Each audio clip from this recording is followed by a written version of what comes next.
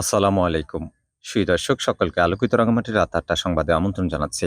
শুরুতেই জানিয়ে দিচ্ছি সংবাদ শিরোনাম। বান্দরবনের থানচিতে গভীর খাদে মালবাহী ট্রাক, নিহত ১। বান্দরবনের রুমায় কেএনএফ এর আরও ৩ সদস্য কারাগারে। খাগড়াছড়িতে ঐতিহ্যবাহী আলপালনী উৎসব ও বর্ষা উৎসব উদযাপন।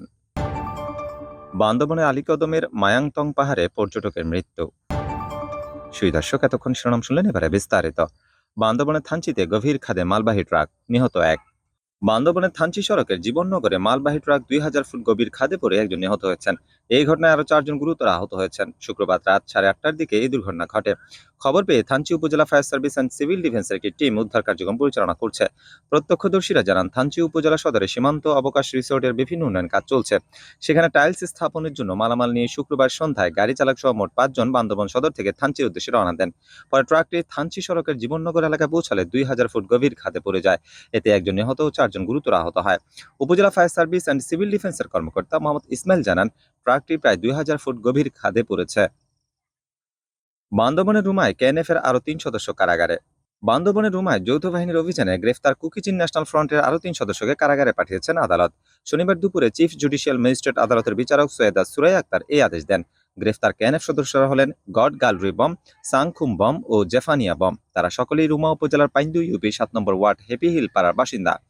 আদালতে দায়িত্বরত পুলিশের উপপরিদর্শক প্রিয়াল পালিত জানান, রুমায় ব্যাংক ডাকাতি, মসজিদে হামলা, অস্ত্র লুটের ঘটনায় করা মামলায় ৩ আসামিকে আদালতে হাজির করা হলে বিচারকের নির্দেশে তাদের কারাগারে পাঠানো হয়।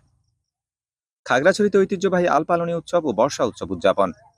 খাগড়াছড়িতে ঐতিহ্যবাহী আলপালনী উৎসব বর্ষা উৎসব উপলক্ষে আলোচনা সভা ও সাংস্কৃতিক অনুষ্ঠান অনুষ্ঠিত হয়েছে।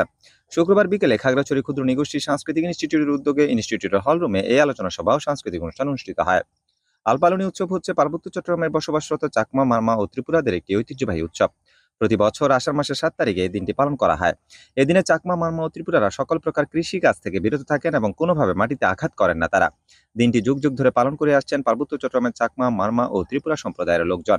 এই অনুষ্ঠানে জেলা পরিষদের সদস্য ও ক্ষুদ্র নিগোষ্ঠীর আহ্বায়ক নীলোৎপল খিসার সভাপতিত্বে প্রধান অতিথি হিসেবে উপস্থিত ছিলেন জেলা প্রশাসক মোহাম্মদ শহীদুজ্জামান। বান্দরবনের আলীকদমের মারায়ংতং পাহাড়ে পর্যটকের মৃত্যু। বান্দরবনের আলীকদম উপজেলার মারায়ংতং পাহাড়ে ইফতেখার আহমেদ আবিদ নামে এক পর্যটকের মৃত্যু হয়েছে। গত শুক্রবার দুপুরে বগুড়া শহীদ জিয়াউর রহমান মেডিকেল কলেজ থেকে ভ্রমণের উদ্দেশ্যে ১২ জনের পর্যটকের একটি দল আলীকদম যায়। এরপর মধ্যরাত ১টার দিকে তিনি অসুস্থ হয়ে মারা যান। তিনি বগুড়া শহীদ জিয়াউর রহমান মেডিকেল কলেজের প্রথম বর্ষের ছাত্র। তার সাথে থাকা জাতীয় পরিচয়পত্র অনুযায়ী তিনি টাঙ্গাইল জেলার কালাহাতি গান্ধীনা গ্রামের হেলাল উদ্দিনের ছেলে।